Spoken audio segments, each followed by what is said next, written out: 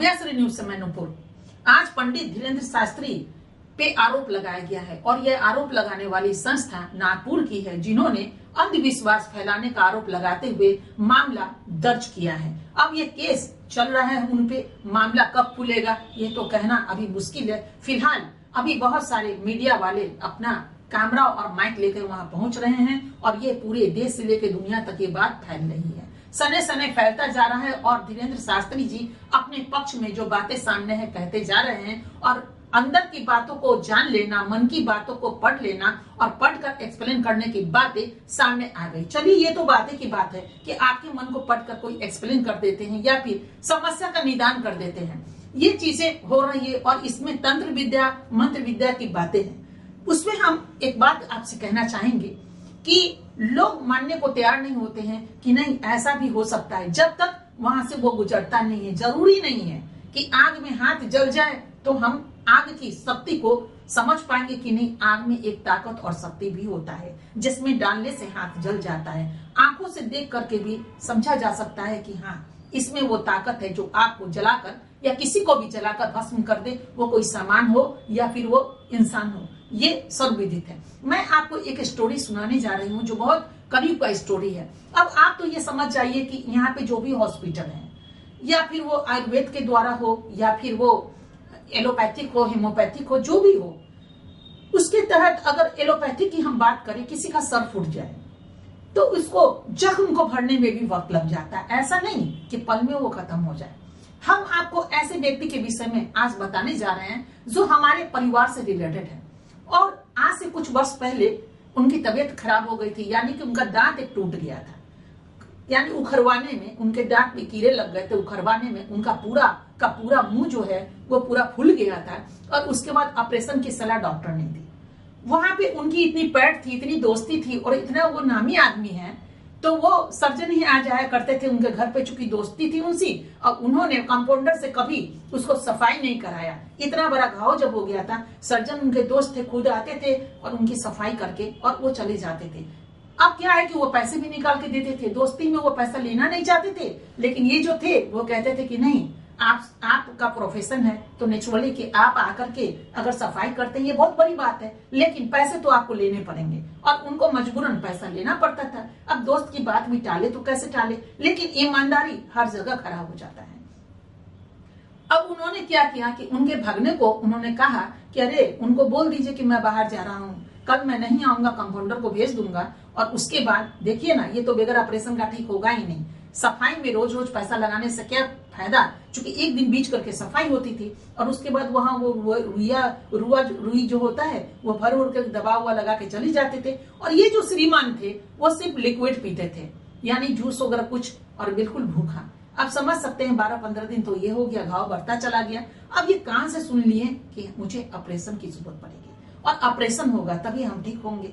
और उसके बाद वहां फिक्स किया जाएगा आर्टिफिशियल, ये जो जबड़ा होता है उसको आर्टिफिशियल फिट करना था। अब तो ये बमंडल हो गया, कहां से सुन लिए। और उसके बाद उनका दिमाग ही बिल्कुल गुल हो गया कि अरे ये कैसे होगा। उनको एक गुरु हुआ करते थे और गुरु जो थे वो नेपाल से रिलेटेड थे और कभी कभी वो आते थे भारत में। और इन्होंने क्या किया, बहुत सारे ऐसे होते हैं जो बाहर में दीक्षा लेते हैं, जिसे आप दीक्षा कहते हैं। तो उन्होंने ध्यान किया और ध्यान किया तो पता नहीं क्यों गुरु आ गए। ऐसा हमारे साथ ही बहुत बार हुआ है। हम आपको कभी अपना पन्ना भी खोल के दिखाएंगे, पढ़ाएंगे जो इस वर्ष से जो साक्षात्कार हुआ है, लेकिन फिलहाल इस बात को हम कंटिन्यू कर देते हैं। तो उन्होंने पत्र भी लिखा आने के लिए। वो कई दिन से वो सोच रहे थे कि मेरे गुरुदेव आएंगे तो उनको अपनी समस्या को बताएंगे तो समस्या जड़ से खत्म हो जाएगा, लेकिन गुरुदेव थे कि आते ही नहीं थे। अचानक में क्या हुआ कि उन्होंने एक पत्र लिखा, ध्यान किया और उसके बाद वो मंदिर से आए और मंदिर से आए तो दोनों की रिक्शा टकरा गई। अब रिक्शा जब टकरा गई तो उन्होंने कस के डांट भी दिया, क्योंकि एक तो दांत में उनके दर्द हो रहा था। दांत में जब दर्द हो तो ब्रेन में भी दर्द हो जाना स्वाभाविक है और अंदर से अंदर आदमी कुंठित होता है जिसको ऑपरेशन कराना हो।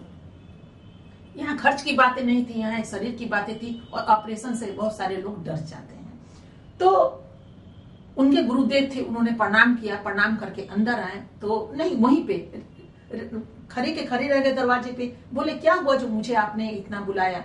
तो उन्होंने कहा देखिए आपको दिखाई नहीं पड़ता, चूंकि आवाज उनकी स्पष्ट नहीं थी लेकिन वो इशारा कर रहे थे। गुरुदेव ने हाथ निकाला और वहां पे बोले यहाँ दर्द हो रहा है, यहाँ पे घाव है, कहाँ पे है।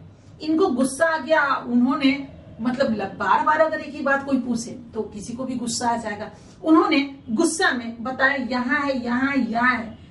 वो गुरुदेव हंस दिए और बोले ऐसा कीजिएगा, मैं फलाने जगह ठहरा हुआ हूँ, 5 बजे किसी को भेज के, अपने स्टाफ को भेज के दवा मंगा लीजिएगा, हम दवा दे देंगे, ऑपरेशन की कोई जरूरत नहीं पड़ेगी।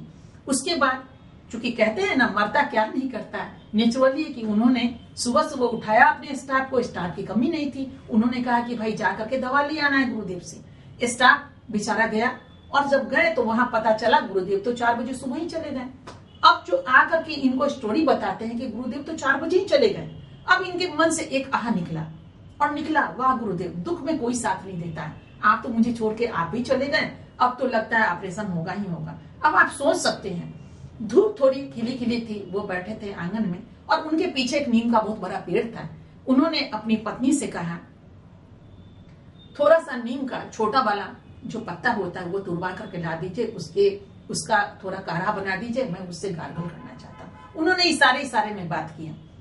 पत्नी तुरवाई और तुरवा करके उनको खाने का कुछ मन हुआ। छोटे छोटे पत्ते वो ऐसे भी खाया करते थे, कभी कभी जो नया अंकुर पत्ते निकलते हैं।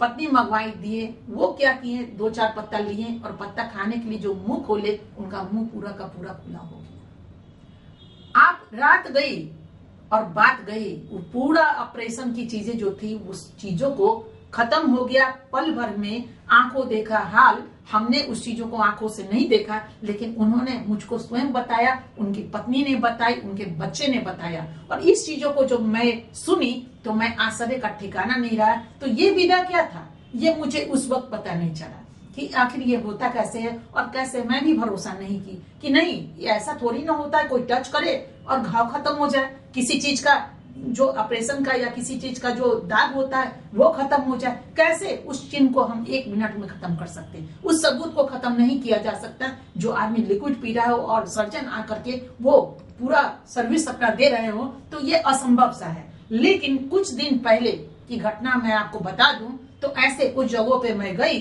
और कुछ पढ़ती रहती हूँ, हमेशा बड़े बड़े राइटर की भी कहानी पढ़ती रहती हूँ। और ऐसे में एक रेकी होता है, नहीं जानते हैं तो इसको आप पन्ना पलट के देख लीजिएगा, बहुत जगहों पे पूछ लीजिएगा। तो रेकी एक ऐसी विधा है, ऐसी पद्धति है जिसको आप टच करेंगे तो नेचुरली है कि जो भी आपका दाग होगा या जो भी घाव होगा या जो भी चीजें होंगी वो बिल्कुल आपका कुछ ही दिन में खत्म हो जाएगा। हाँ, आज इस कलयुग में उस चीजों का उतना महत्व नहीं है या फिर लोग उतना लीन होकर उस चीजों को ले नहीं पाते, ये अलग बात है। लेकिन इस पद्धति में बहुत ही दम है और पहले के लोग यूं ही स्वस्थ कैसे हो जाया करते थे, ये तो सोचने की चीज है। 400 साल तक लोग कैसे जीवित हो जाते थे। साधु संत की अगर हम बात करें, आज वो दौड़ नहीं है क्योंकि आज ईमानदारी नहीं है, लेकिन ये सत्य है। और फिर धीरेन्द्र शास्त्री जी के विषय में मैं बताना चाहूंगी कि ये तो मन की बात पढ़ लेते हैं, लेकिन यहाँ तो हाथ से टच किए और पूरा का पूरा ऑपरेशन हो गया।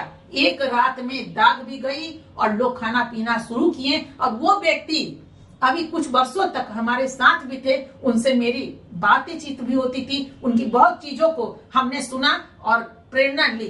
और इस तरह की चीजें जब मेरे साथ हुई और बहुत ज्यादा रेकी वालों के पास भी हम गए, रेकी वालों से भी पूछे तो उन्होंने कहा कि नहीं ये सत्य है और इसी का नाम रेकी है। अगर वो स्पर्श करते हैं तो नेचुरली है कि पूरा दाग भी मिट जाएगा और जो रोग है वो भी खत्म हो जाएगा। हाँ, थोड़ा आज लोग लेट करते हैं, लेकिन जो लोग ईश्वर से अगर आपके मन का तार जुड़ा है ना तो ये पल में समस्या का निदान होता है। ये तो हम भी कहेंगे ठोक बजा के।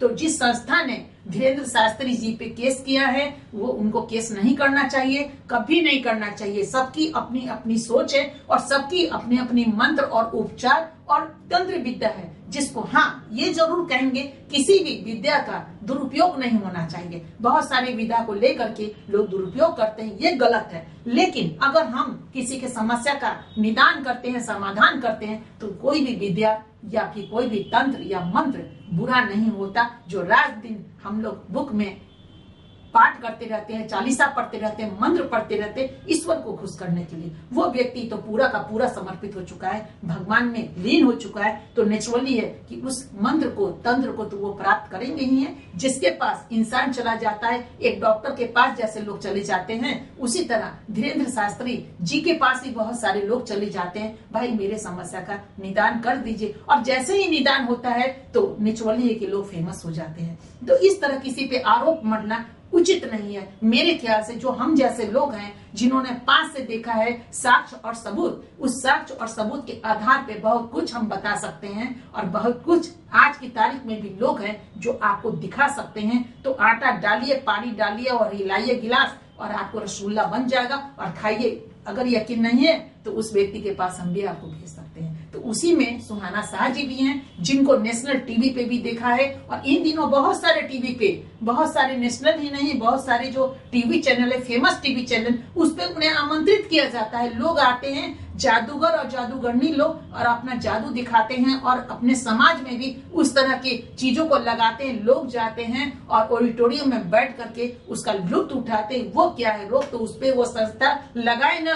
सिर्फ धीरेन्द्र शास्त्री महोदय से उनकी क्या चीज है, क्या खुन्नस है जो वो निकाल रहे हैं, और उन पे केस दर्ज किया। केस दर्ज करना है तो पूरे के पूरे पे केस दर्ज कीजिए और मामला वहीं खत्म कर दीजिए, सिर्फ धीरेन्द्र शास्त्री नहीं।